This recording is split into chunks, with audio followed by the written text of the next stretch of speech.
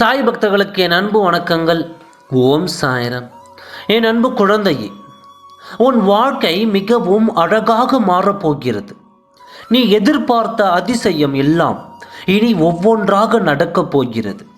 இது நம் வாழ்வில் நடக்குமா நடக்காதா என்று யோசித்து கொண்டிருந்தாய் அல்லவா? நம் மனதிற்குள் நினைத்ததெல்லாம் வெறும் கனவாக போய்விடுமோ என்று மனதில் நினைத்தாய் அல்லவா? அந்த நினைப்புகள் எல்லாம் நான் உனக்கு நிஜமாக்கி தரப்போகிறேன். நடப்பதை பார்த்து நீயே அதிர்ச்சியாக போகிறாய். உனக்கான இன்ப அதிர்ச்சியைத்தான் நான் சொல்லிக் கொண்டிருக்கிறேன்.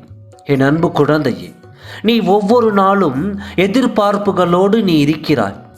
இன்றாவது இது நடக்குமா, இன்றாவது இது நடக்குமா என்று.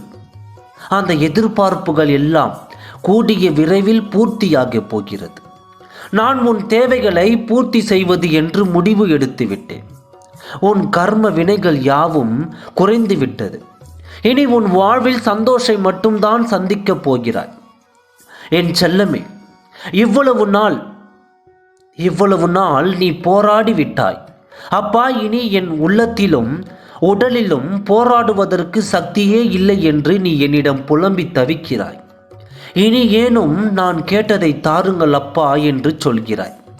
என் குழந்தையே, நீ கேட்டதை கொடுக்காமல் நான் எங்கே போய்விடுவேன்?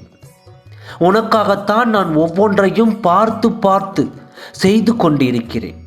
இதுதான் என் குழந்தைகளுக்கு பிடிக்கும் என்று எனக்கு நன்றாகவே தெரியும். என் குழந்தைகளின் தேவைகளை பூர்த்தி செய்யத்தானே நான் ஒவ்வொரு நாளும் இங்கு உழைத்து கொண்டிருக்கிறேன். ஆனால் நீயோ விடியலுக்கான போராட்டத்தில் களம் இறங்கியுள்ளாய். இதிலாவது நமக்கு வெற்றி கிடைக்குமா என்று மனதில் நினைத்து கொண்டிருக்கிறாய்.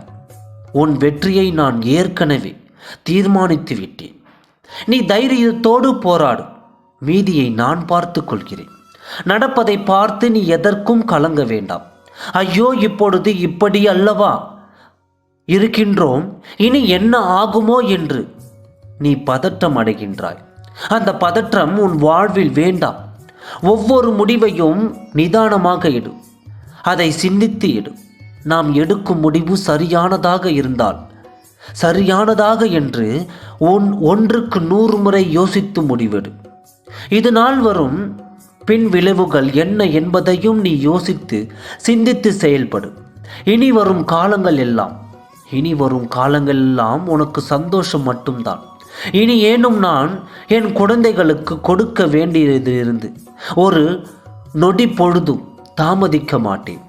இனி வரும் நாட்களில் உனக்கானதை உன்னிடமே தந்தே தீர்வேன். ஓம் சாய்ராம். நன்றி.